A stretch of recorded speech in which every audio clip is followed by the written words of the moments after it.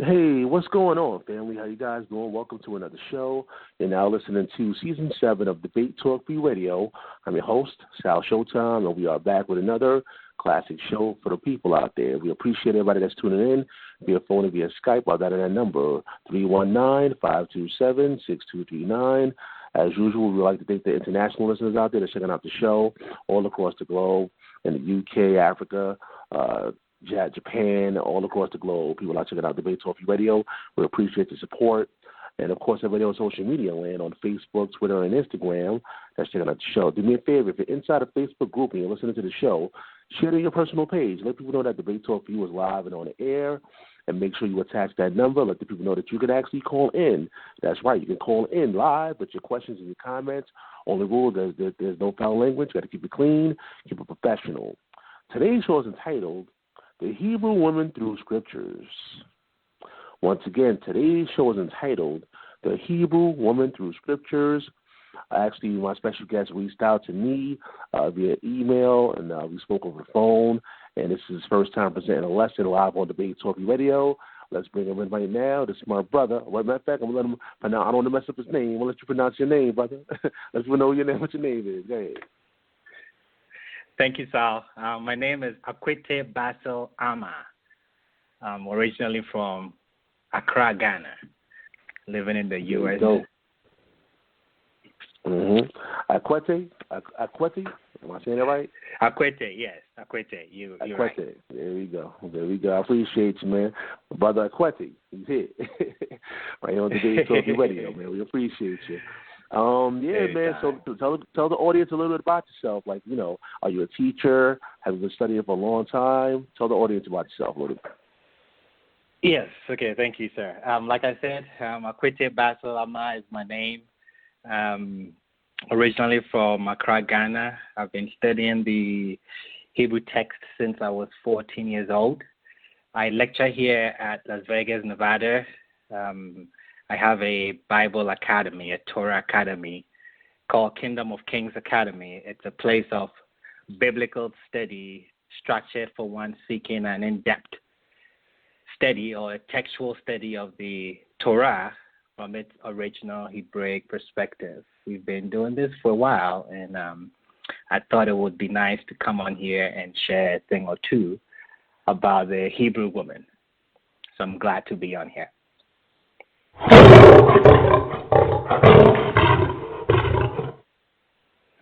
All right, now, Brother Akwete, whenever you get a chance, I'm going to need you to email me, like, some of your links or website information so I can attach it to the description box for those that may want to reach out to you. Whenever you get a chance to email it to me. But people get your pen and badge with it. Like I always say, take down your notes. And we're about to get this show started. Akwete, take it away. Thank you again, sir. Before I start making a case for the Hebrew woman, I want to make a quick remark about the Torah that we study. And the Torah is not the Hebrew equivalent of the New York Times. It's not meant for casual, informal perusal over a cup of tea. No, it requires careful, precise study. And when you do that, you would often find that what you thought it said just isn't there. Matter of fact, something quite different is usually there if you read it precisely. In the scroll of Esther, Megillat Esther, King Ahasuerus commanded Vashti the queen to be brought before him and his guests. But Queen Vashti refused to come. This brought fear in the courts of the king and his government, that is the Persian Empire. Now, the fear of the Persian Empire was that if we allow one woman to be too strong-willed, then it will create an epidemic in the home as all women will rebel against their husbands. A verdict went out throughout the entire kingdom, asking that women should give honor to their husbands, both great and small. While King Ahasuerus and his government may be afraid of such an outcome, the Hebrew culture is not. The Torah sees no problem with portraying women of exceptional strength and audacity. I would repeat that again. The Torah sees no problem with portraying women of exceptional strength and audacity. Esther represents the Torah's appreciation of the woman who can stand up for what she believes is right. Her story is just one of many among the rich history of the Bible and the Hebrew people. The synagogue is not the focus of the Hebrew culture. We sometimes tend to forget that. The center of the Hebrew culture has and will always be the home. And at the center of this is the Hebrew woman, who has always been and still is the creator, the molder, and guardian of the Jewish home. Yes, the man has always played the role of the family public representative, but the woman has been the soul of the family. Creating a Hebrew home is not a small task. It requires much more than the burdens of childbearing, child-rearing, and menial household tasks. To create a Hebrew home is to create a new and the next link in the chain of Hebrew existence from the revelation at Sinai. This is not an easy task at all, and it will not have been primarily assigned to the woman had she not been prepared for it physically, psychologically, intellectually, and spiritually by God. That is why Shlomo HaMelech writes in his book Mishlei, chapters 1, verses 8. He said, "My son, heed the Musa, the discipline of your father, and do not forsake the Torah of your mother." I repeat it. "My son, heed the discipline, that is the Musa, of your father, and do not forsake the Torah, the instruction of your mother." We see here that a Hebrew learns discipline from his father, but learns the fundamental concepts and principles of Hebrew life and Torah from his mother. The mother lays the foundation or the groundwork of transmission of Torah to the children. Now, the most complex entity in the universe is the human being. The most complex entity to develop in the entire universe is the human being. A computer is not as complicated as our fingernail. If you look at changing diapers, the way you will look at cleaning up the mess of your dog on your carpet, then that's one thing. But if you look at it as interacting with a developing human being, it's something else. This is how every interaction with an infant is supposed to be looked at.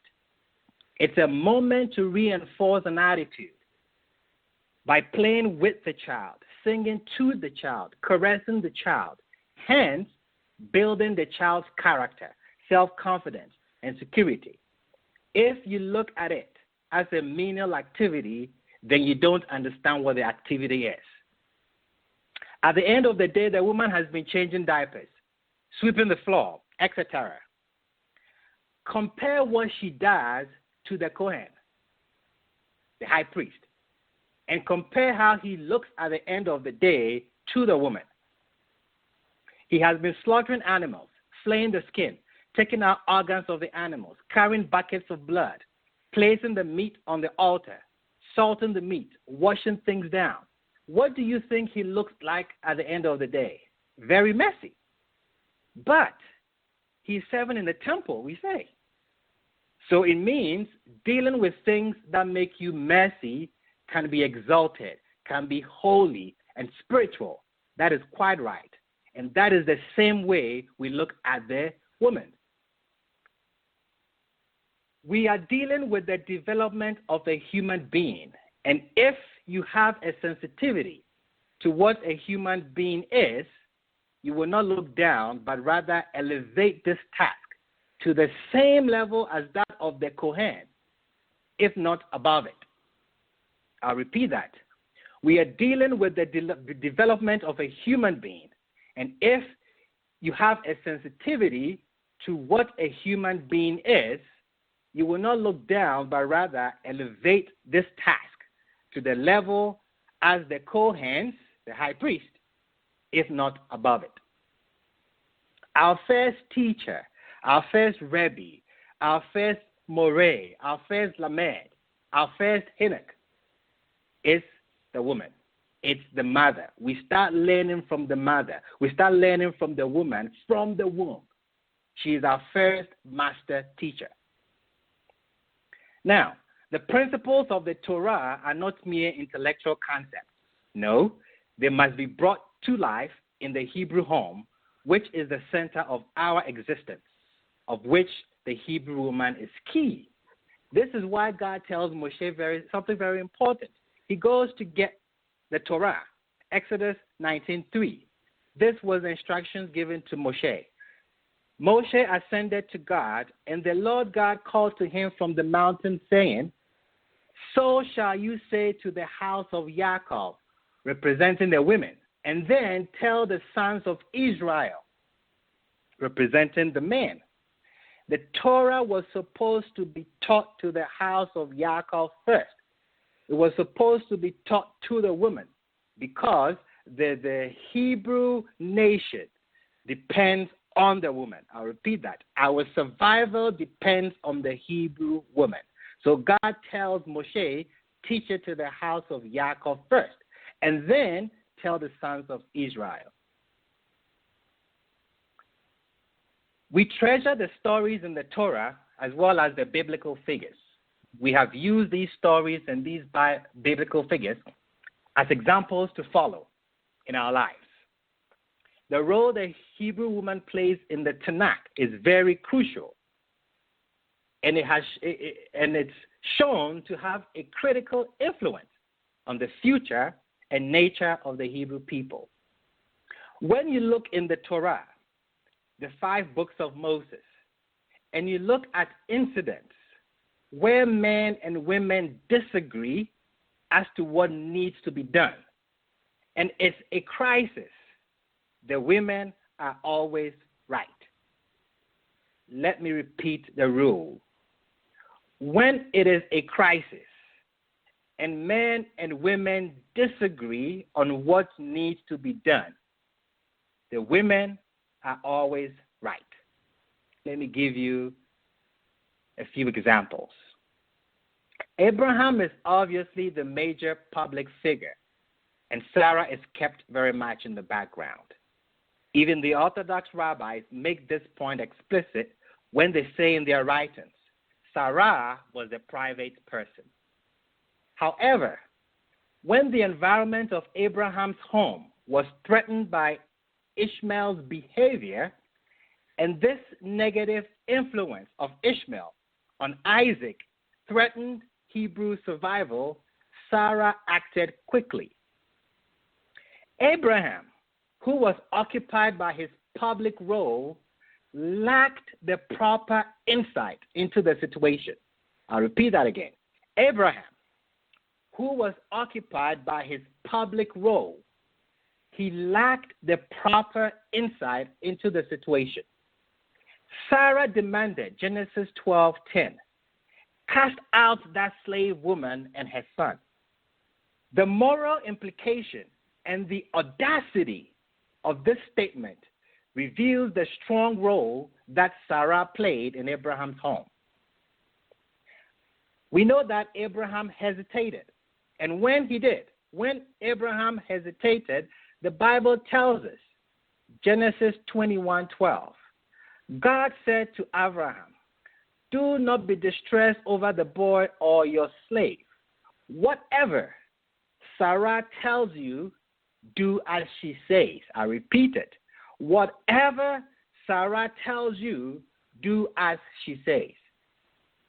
God himself upheld the morality and correctness of Sarah's demand. Let's look at Isaac and Rebekah. We know that Rebekah took over Sarah's role because we are told that Isaac brought her into the tent of her mother Sarah. When we look at the life of Isaac and Rebekah, it's a striking parallel to that of Abraham and Sarah. When Isaac lacked the necessary insight to evaluate Esau's true character, Rebekah, acting in a morally courageous manner, preserved the future of the Hebrew people. In this instance, Isaac himself recognized the correctness of Rebekah's actions. So we see what's going on. Abraham lacked the insight. When it comes to Isaac, he also lacked the insight, but he recognized the correctness of Rebekah's actions after she had taken those actions. Let's look at Leah and Rachel. They are assigned an even more difficult task. They were to create a proper environment for Yaakov and his sons within the negative environment of Laban's house. The moral difficulties they faced were of a day-to-day nature. But regardless, these two women were very successful. The 12 sons of Yaakov all remained true to the spiritual calling of their fathers, becoming the foundation pillar on which the Hebrew nation was built.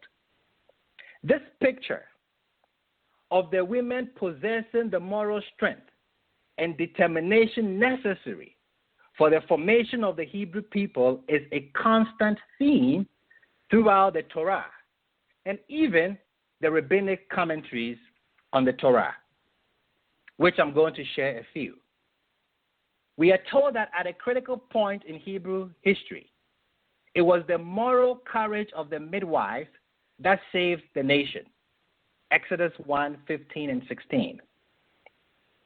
When the Hebrew men were overtaken by despair during the period of servitude in Egypt, it was their wives who kept the hope of redemption alive. Exodus 1:16, Rashi's commentary. When Amram, that is Moses' father, complained about the frustration of bearing children in Egypt, his daughter Miriam prevailed upon him not to destroy the Hebrew people out of overreaction to frustration. Exodus 1:16, Abraham ibn Ezra. On the 40th day after Sinai, the male population panicked at Moses' apparent disappearance. The men brought catastrophe upon themselves by making the golden calf. The women, on the other hand, did not panic and refused to participate in the making of the calf. The golden calf was a male-only initiative. Pirkei Avot, Rabbi Eliezer, chapter 45. When the spies reported that an attempt to conquer Canaan would result in disaster, the determination of the men collapsed in crisis.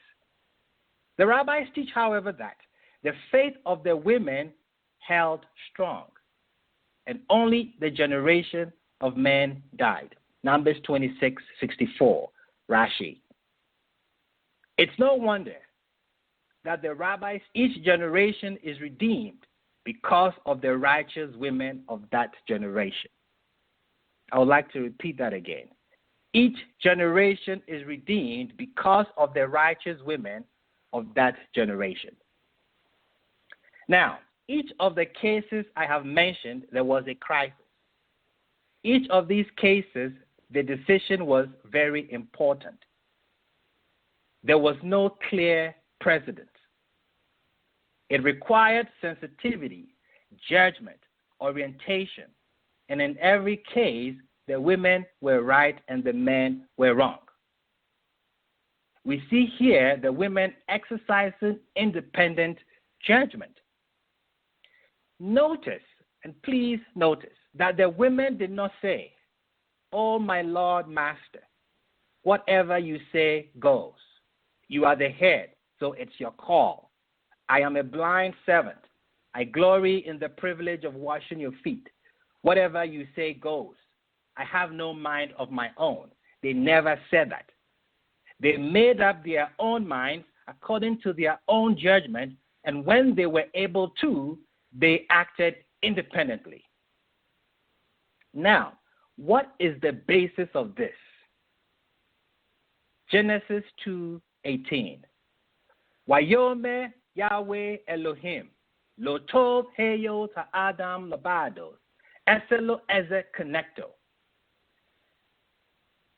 I want to pause here and repeat the remarks I made before starting this class.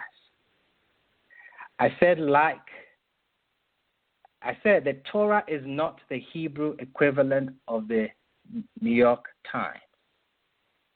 It is not meant for casual, informal read over a cup of tea. It requires careful, precise study. And when you do that, you will often find that what you thought is said just isn't there. Why do I repeat that? I will quote Genesis 2:18 in its original language and then interpret it. Wayomer Yahweh Elohim lo tov heyot ha'adam labados eselo ezek connect, correctly translated. And the Lord God said, it is not good that man is alone.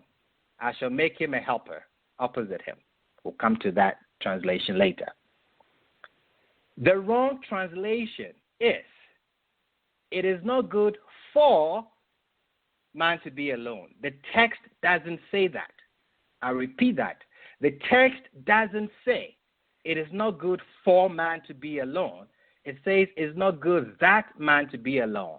For it to say it's not good for man to be alone, as a lot of people read it, it would have to say lotos, lo adam, leos, labados. It doesn't say that. It says lotos, heyot, ha adam, labados. It is not good that man is alone. Not, it is not good for man to be alone. Does not say that. If it says it's not good for man to be alone, it means he is missing something. He is lacking something. And then the solution will be to create something for him, something that would do for him what he needs. The text doesn't say that. What we have here is a circumstance and situation of a soul man is not a good circumstance. What is not good about it? The text is silent, doesn't give a clue. Nothing in those words tells you what is wrong. The woman was not created to shine his shoes. The verse does not imply that. It doesn't say lotos, lo adam, leos, labados. It doesn't say that. It says lotos, heyot, ha adam, labados. Correctly translated. And I'm emphasizing that because it's very important. It is not good that man is alone. Let's go back to that text. There's a key phrase, eselo eze connecto, which your apologetic English translation renders a helper suitable or corresponding to him. But we very well know that eze connecto means a helper against him, because neged also means against. So if we read it literally, Genesis 2:18, and the Lord God said, it is not good that man is alone. I shall make him a helpmate against him. I repeat it. It is not good that man is alone. I will make him, a helper against him. How do we read it? How can the helper be against him? Well, the woman plays two roles here according to Genesis 2:18. Man was created and given an assignment. The woman is created to do two things, to help him or to be against him. How does it work? If the man is doing what he's called to do, the woman helps him. If he's doing what he's not called to do, the woman is against him. In other words, if he is worthy of it, she will help him. If he is not worthy of it, she is against him. Now, what does that imply about a woman? Let's take a look. If he is worthy of it, she helps him. Then she is right and doing good. If he is not worthy of it, then she is against him. Then she is also right and doing good. Where the man is pictured as being worthy or unworthy, the woman is pictured as being constant and doing what is appropriate. This is the impression the Torah leaves us in regard to the relationship between husband and wife. And what is that? she will be right majority of the time. That is why when we looked at the examples, the women were always right, and the men lacked the proper insight into the situation. Now, my friendly critic who is listening to me will say, everything you just said is balderdash. The Torah says, husband rules wife. At the risk of shock, this is not correct. The person quoting it does not understand what it means. Let's read Genesis 3:16. To the woman he said, I shall surely increase your sorrow and your pregnancy.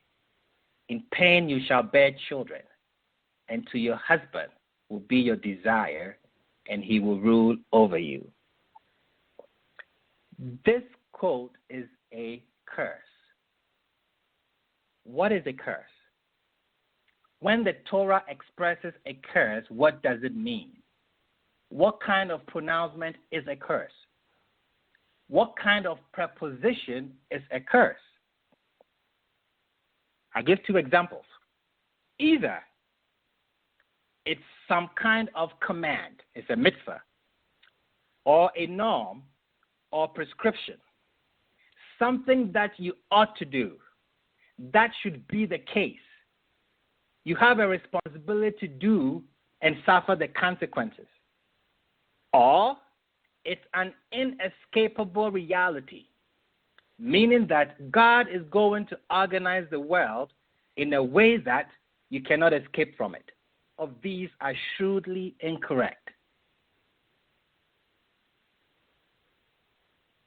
This is not a command that when a woman is going to give birth, she should feel pain.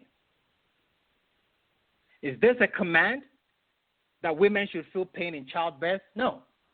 There is no restriction whatsoever in taking anesthesia or epidural.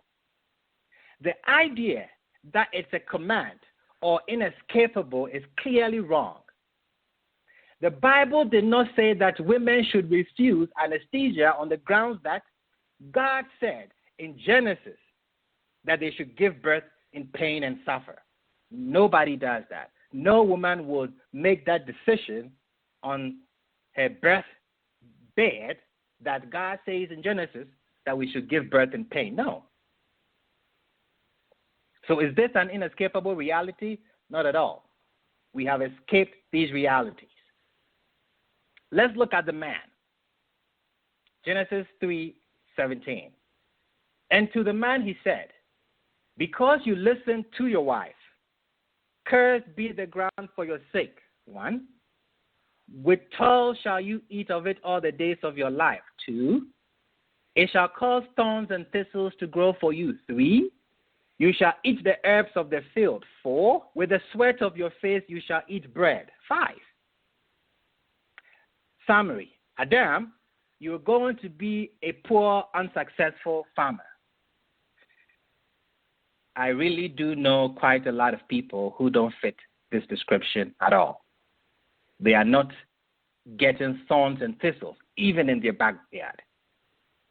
No one tells them they are breaking God's law because Genesis said you have to be a poor farmer. Not at all.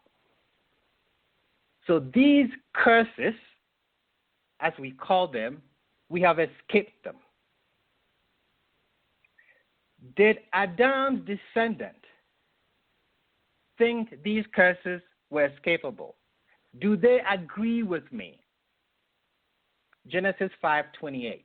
And Lamech lived 182 years, and he begot a son, and he named him Noah, saying, Yanek Amenu. This one will give us rest from our work and from the toil of our hands, from the ground which the Lord has cursed. Lamech knew the curse was not set in stone. He knew the curse was escapable. So he named his son Noah, and the reason he names him Noah, he tells us, this one will give us rest, our work, and from the toil of our hands, from the ground which the Lord has cursed. So it seems Lamech agrees with my thesis. A curse in this context is something which can happen. There are natural forces that can lead to make it happen. If it happens, it's terrible, and you shall do everything you can to avoid it. I repeat it.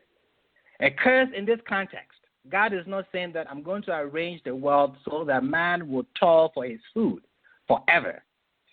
He didn't say that I'm going to arrange and make this inescapable, that a woman will always have pain when she goes to give birth. No, not in this context. We have escaped, if not all, the majority of these so-called curses. And I'm saying that a curse in this context is something which can happen.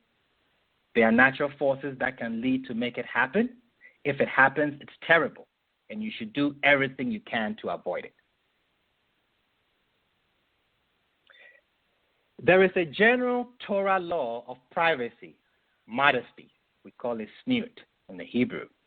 Malachi 6:8 tells us, He has told you, O man, what is good, and what the Lord demands of you, but to do justice, to love and kindness, and to walk modestly with your God.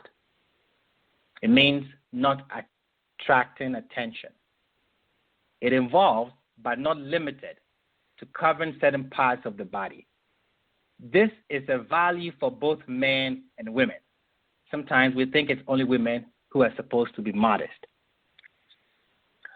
Torah law of privacy is more of a feminine virtue. The Torah law of modesty is more of a feminine virtue. So when a man achieves this level of privacy, he gets a feminine title.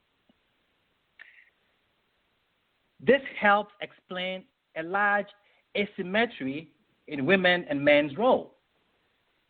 Positions of authority tend to be mostly occupied by men. Mostly means not always.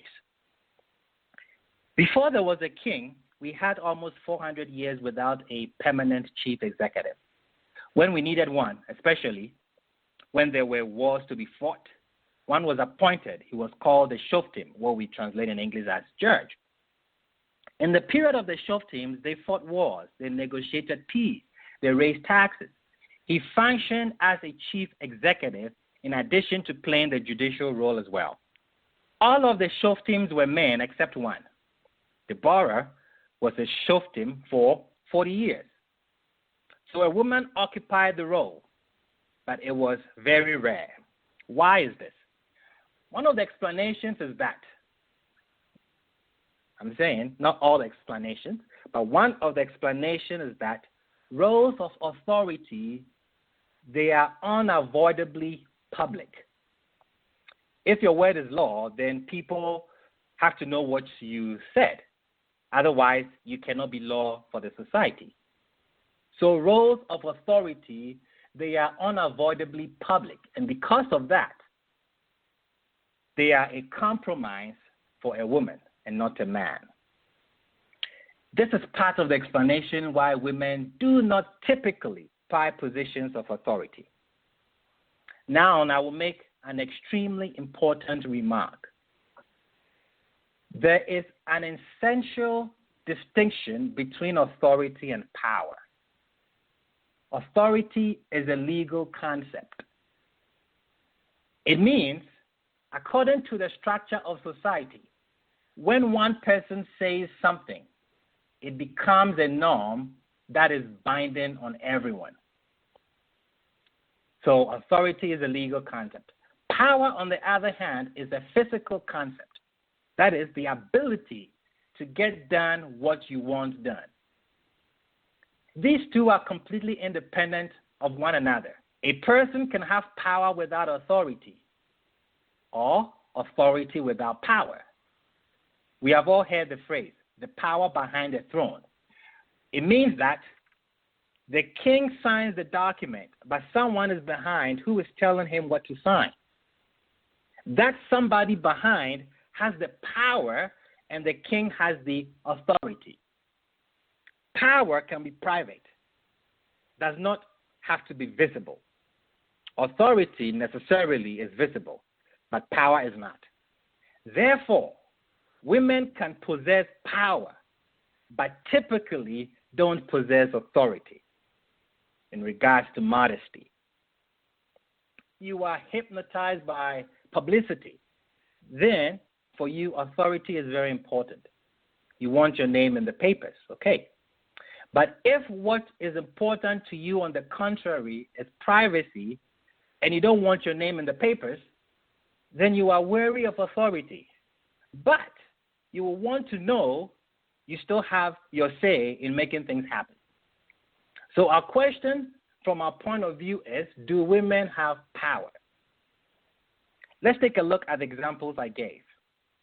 Sarah and Abraham disagreed on what should be done to Ishmael. Whose will gets done? Sarah. Who signs the expulsion letter? He has the authority, that is Abraham. Only he can say go. Here, Abraham is the throne, and Sarah is the power behind the throne. If anything, he becomes a tool to get done what she wants done.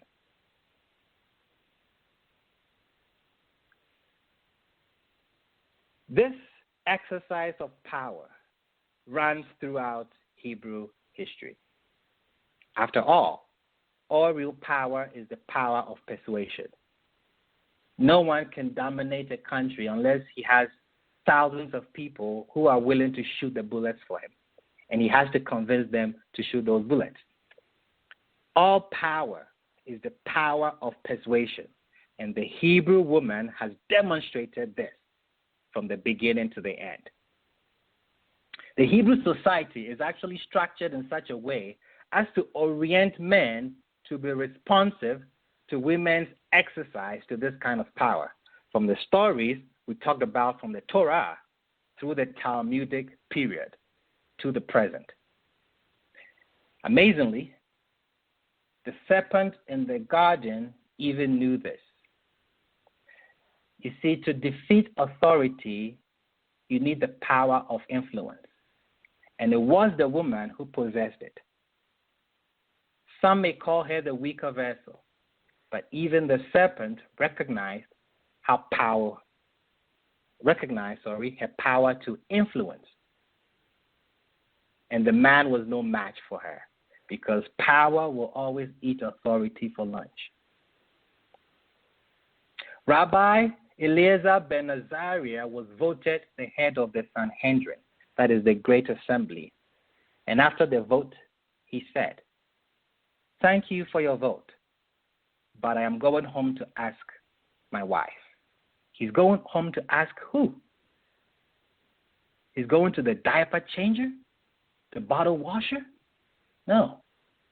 He's going to ask the Hebrew woman, because he understands this principle of God. Lotos heyos ha'adam labado, eselo ezekonecto. It is not good that the man is alone. I will make for him a helper against him. Makes no sense for God to bring you weak help. If you need help to do something, nobody hires weak help or silent help. No. In conclusion, Genesis 2:22. And the Lord God built the side that he had taken from man into a woman, and he brought her to man. The Hebrew verb for built comes from the grammatical root bin, which means between. The presence of the root bin, which means between, in the creation of the woman suggests a feminine ability to read between the lines, so to speak. This ability is the source of the feminine attribute of bina, what we call understanding or to perceive. This term Bina appears in one of the blessings that is recited every morning. The blessing reads, "You, God, have given the rooster Bina," that is, the ability to distinguish between night and day. I mean, the image of a rooster may seem a bit far-fetched within the context of a daily prayer, but consider nonetheless how the rooster announces the onset of morning when it seems to be still dark. How does the rooster do that? The rooster knows a situation not for how it looks, but for what it truly is. This ability exemplifies Bina. The matriarchs, Sarah, Rebecca, Rahel, Leah, built the Hebrew nation from within. Each Hebrew woman possesses the ability to see what is not obvious on the surface. And that is why there is a Hebrew Israelite nation today. The trait of Bina, the ability to analyze, distinguish, and thereby know the spiritual validity of something, is, without exception, predicated on knowledge of Torah.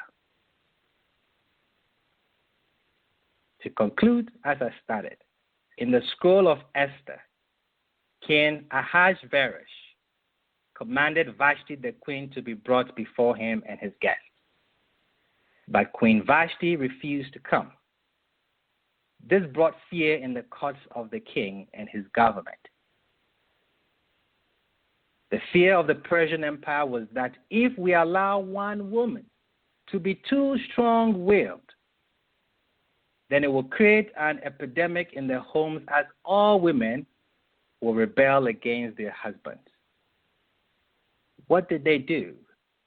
A verdict went out throughout this entire kingdom, asking that women should give honor to their husbands, great and small. And like I said, while King Ahasuerus and his government may be afraid of such an outcome, the Hebrew culture is not. The Torah sees no problem with portraying women of exceptional strength and audacity. With that, I yield.